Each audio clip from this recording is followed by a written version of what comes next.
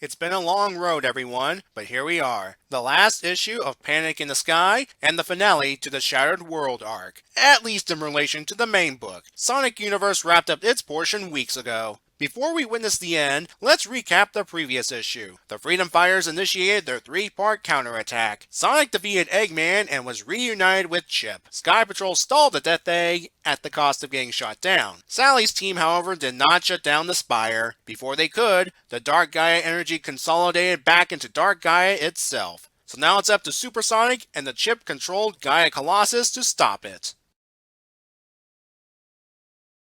Dark Gaia, or rather Perfect Dark Gaia, will not make this easy. It summons shield-generating eye tentacles to protect itself. Sonic goes for the tentacles while Chip goes through the shield and engages Perfect Dark Gaia. The monster manages to shoot Sonic, and when the Hedgehog actually felt that in super form, you know things are serious. Meanwhile, at a far enough distance, Sally's group notes the Death Egg's inactivity and locates Sky Patrol in the water. Hold on a bit. The airship still has both its wings, where last issue, it lost one due to the Death Egg attack.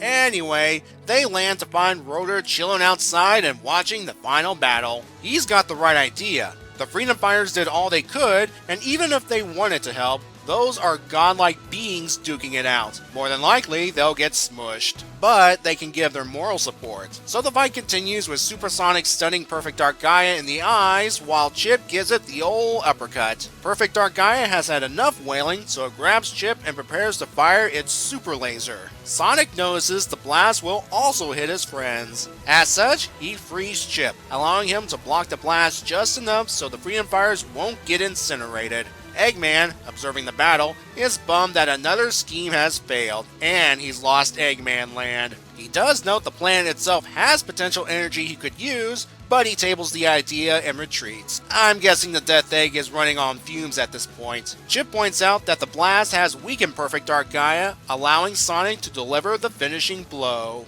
The monster falls into the lava and dissipates back into smoke. Sonic powers down, and Chip does what he's meant to do, put the world back together at last. Sonic's ready to party, but Chip says it's time to say goodbye. He begins sinking into the earth, taking the Gaia Colossus with him to prevent Eggman from getting his hands on it. As he sends Sonic to safety, Chip says the greatest reward was hanging out with Sonic and his friends. He says his goodbyes to everyone while stating that he's learned something from each of them. Boy, wouldn't that be nice to see now, would it? Sonic reunites with his friends, and he and Chip give one final goodbye to each other.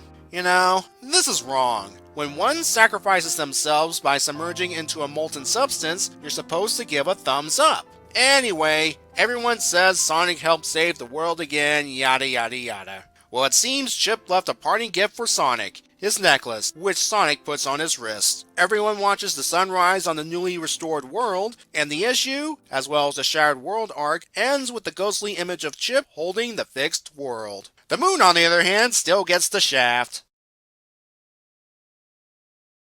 As far as finales go, it was straightforward. It was respectful to the game's final battle, with Sonic getting rid of the eye tentacles, Chip and Perfect Dark Gaia duking it out inside the shield, Chip taking the massive blast, and Sonic delivering the killing blow. The actual goodbye. Well, I hate to say it, but it didn't work for me. I know it's supposed to be an emotional event, and I'm all for media tugging at my heartstrings, but it didn't grab me like the scene's supposed to.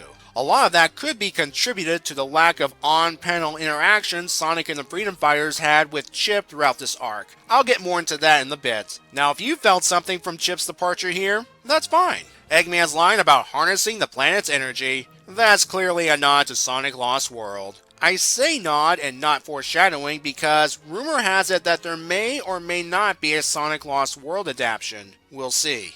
This issue marks the grand return of artist Tracy Yardley to the Sonic book. I admit, it looked rushed in places, but it could have been due to the inker's work, having to get the issue done in a timely manner, settling back into Sonic content, or a combination of all of the above. What's interesting is that this helps bookends the entire Shattered World arc, whether it was intentional or not. The storyline that kicked off the arc, Countdown to Chaos, came in 4 parts, had connecting covers, and had multiple artists pencil the issues, with Tracy Yardley working on the final part. Now here's Panic in the Sky, a 4-part story with connecting covers and multiple artists working on it, with Tracy once again handling the final part. Mind blown. Figuring out which score to give this issue wasn't easy, but I'm settling on a 7. As I said earlier, it's straightforward with the finale and showed some respect to the material. I wish there was a little more emotion to it. I'm also not that concerned for a lack of epilogue. That's what the Tea Party and Sonic Universe issue 90's for.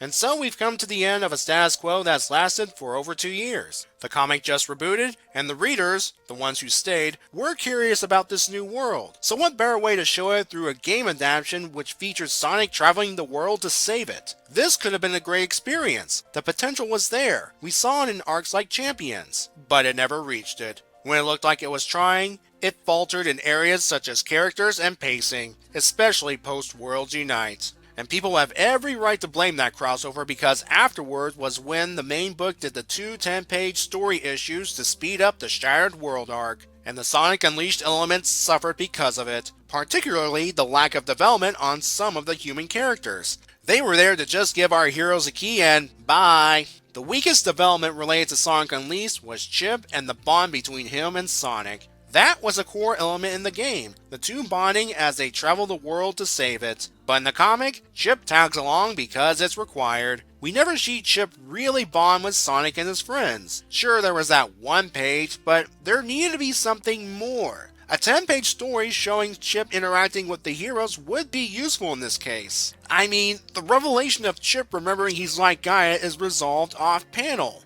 There was no meaningful conversation related to this subject because we want to speed things along to get to the end of the story.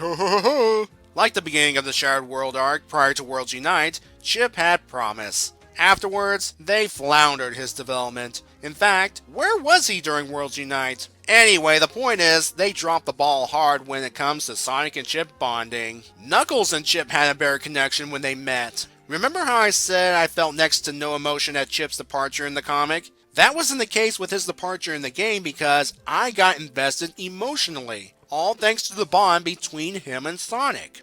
To me, what would make the Shattered World arc better is have it be a sequel story to Sonic Unleashed. Before you say anything, I should point out that Shadow the Hedgehog got a comic sequel, a game with a plot that's... yeah. Anyway, if you recall, it was the Super Genesis Wave's leftovers that kicked off the Shattered World arc. Some of that energy could have given Dark Gaia a boost. Not enough to reform, but enough to form monsters and eventually pull itself together. The wave could also explain why the Gaia temples are back in their old spots. I know it's pretty weak, but it's something. Many of the stories would more or less remain the same, just alter the dialogue to reference the events of the game. In fact, making it a sequel story might enhance elements of the adaptation, like Eggman knowing more about Dark and Light Gaia because, if you remember, he almost won in the end. Or Sonic struggling with the Werehog form this time because he absorbed, say, a stronger dose of Dark Gaia essence, which would require that training from Master Moss to control it better. Chip could have lost his memory again, and Sonic would recognize him. Also, Chip could have brief flashes of the last time he was on the surface. And I would not have minded the lack of page time for the human characters. Heck, making this a sequel story could mean that all Sonic games except Lost World happen, and it would fix plot holes like, say, Sonic encountering the Egg Dragoon in the end. You'd think he'd recognize it because Sonic Generations did happen, which featured the Egg Dragoon as a boss, but no. Now these are all just ideas and what-if scenarios that need development. And not everyone would be up for making this a sequel story. This is the Sonic fanbase we're talking about. I wouldn't be surprised if one of the proposed ideas was to make the Shattered World arc an Unleashed sequel, but it was shot down by the higher-ups. To wrap this all up, if the goal of the Shattered World arc was to introduce readers to the new Sonic world, then it succeeded. We got to meet some interesting characters and some stories were good, but as an Unleashed adaptation, it's lackluster. I'm not putting the blame entirely on the writers. If I were to guess, the higher-ups were meddling with the story, forcing restrictions, speeding things along, and so forth. I heard rumors that the direct market sales for the book weren't good, so that could be why. It's a shame that Sonic Unleashed didn't get the full respect it deserved in comic format. Fans of that game deserve better. Haters of the game are probably relieved that it's over. To me, this story was a promise that wasn't entirely fulfilled. It could have been more, should have been more, but it couldn't reach for it. To paraphrase SF Debris, this is how I see it, and I'm just a reader with an opinion. Next time in the main comic, we'll be celebrating Sonic's anniversary with an adaptation of the first Sonic game. What?